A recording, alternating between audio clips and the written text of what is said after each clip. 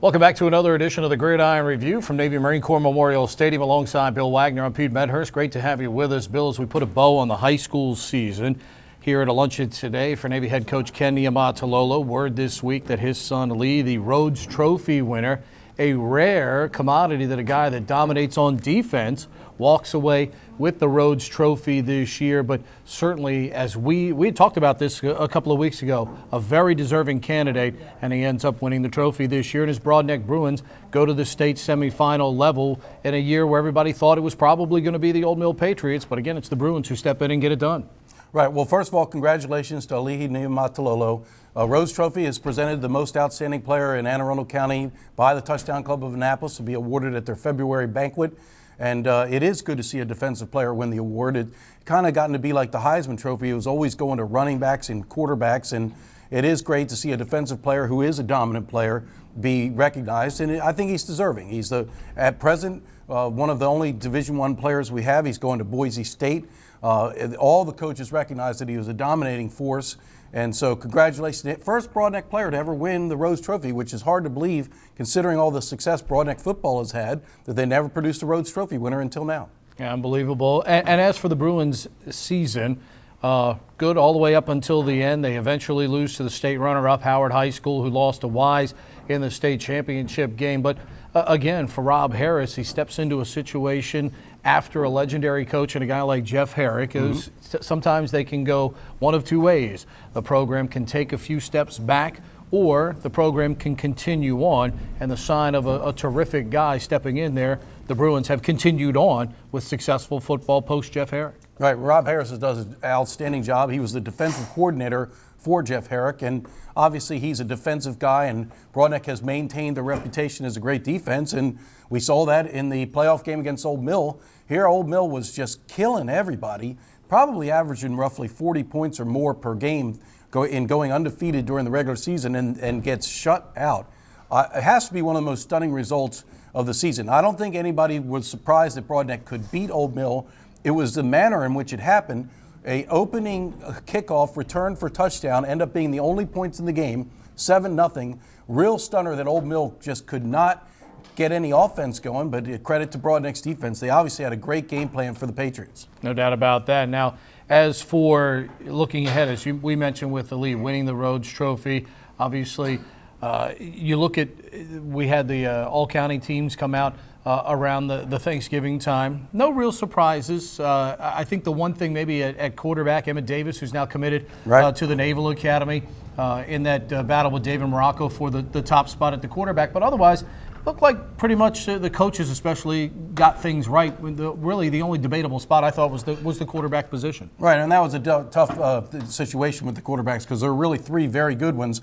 David Morocco led his team to an undefeated regular season, and at the time that the All-County was picked by the Capitol, Old Mill and Broadneck had not played in that playoff game. So at the time, and the coaches voted for the public school coaches get together and pick their own All-County, and David Morocco was surprisingly a pretty solid winner over Emmett Davis in that voting. And then the Capitol also chose to recognize Evan Fochtman, who we've talked about on this show all season, had a terrific season for Archbishop Spalding. I don't think anybody could argue that he was not a deserving all-county player, and he ended up being the runner-up for the Rhodes Trophy to Ali Niumatalolo. So, you could debate Morocco versus Davis because Morocco was more of a game manager, whereas Emmett Davis was more of a playmaker, both with his arm and his feet.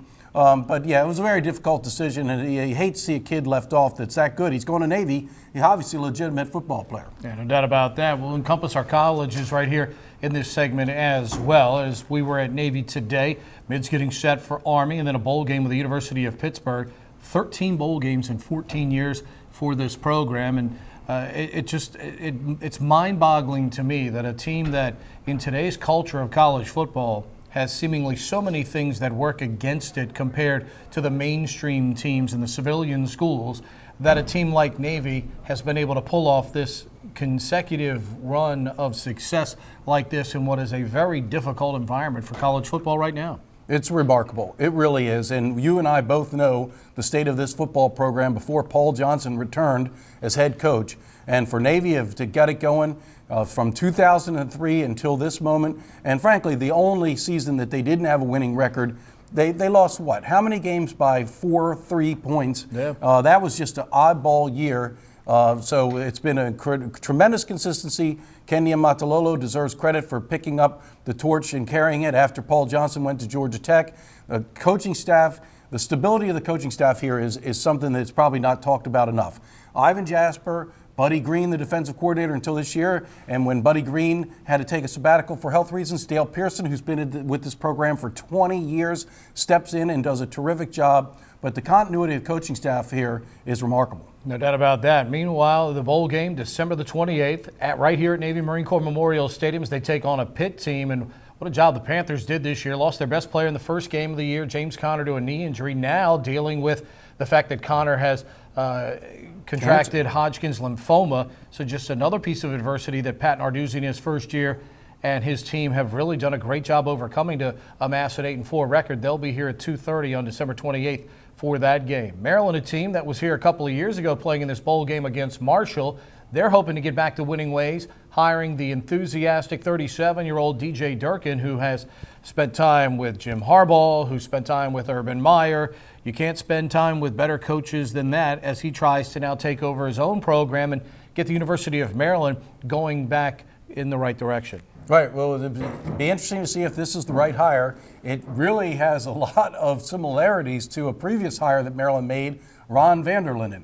Young, up-and-coming defensive coordinator, had a pedigree of working with great coach. Gary Barnett was the guy that he worked with, and Bill McCartney at Colorado as well. Yep. And also known as a great recruiter. And Vandy was a really good guy. I liked him, and he was a great recruiter. He brought in a lot of good players, but he wasn't a very good coach. He was a young, inexperienced coach. And what happened is he got fired at Maryland. Ralph Friedgen came in and proceeded to win big with his players, right? With Vanderlinden's players. Let's hope DJ Durkin, in his first opportunity as a head coach, does not make some of the missteps that Ron Vanderlinden did, because it wasn't about recruiting and getting players. It was about on-field coaching that Ron was kind of Ron Vanderlinden's downfall.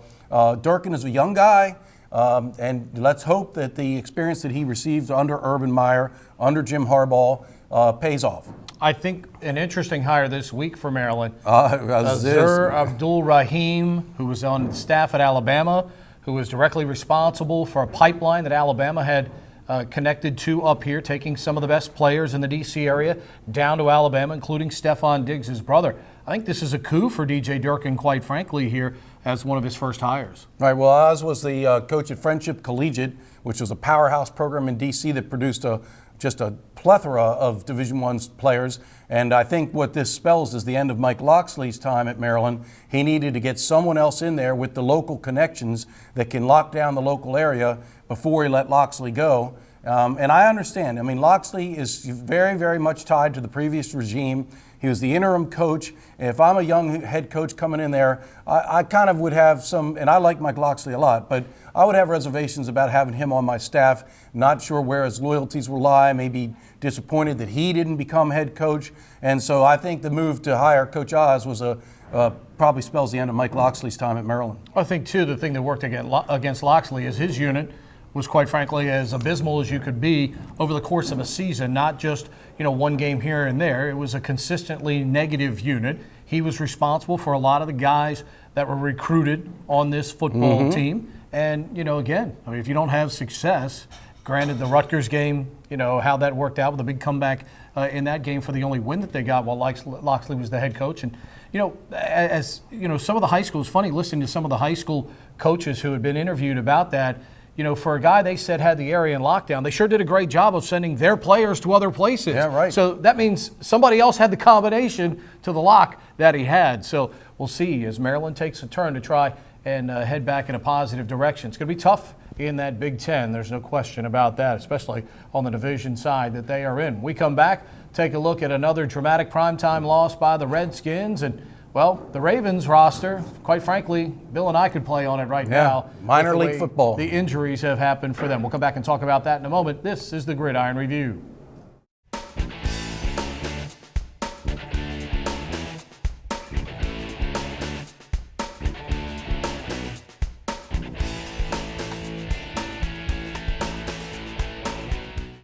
Welcome back. Just when it looked like the Redskins were getting a handle on the NFC East, Bill, they find a way to lose to the Dallas Cowboys and Matt Castle.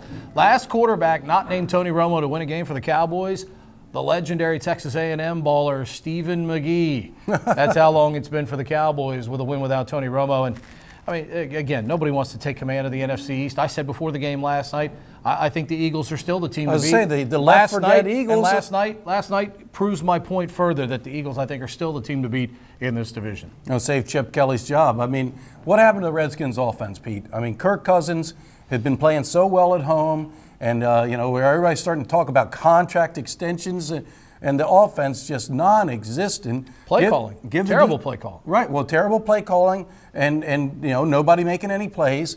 And then to give the defense credit, it's a 9-9 ball game up until the end. And Pete, what was Deshaun Jackson doing on that punt return? I don't know. I could find some high schoolers in our local area, like Chris Watts and maybe some others, who could do a much better job of that. The ball was all the way up to the 25, and then he decided to take a U-turn, literally ended up back by the goal line.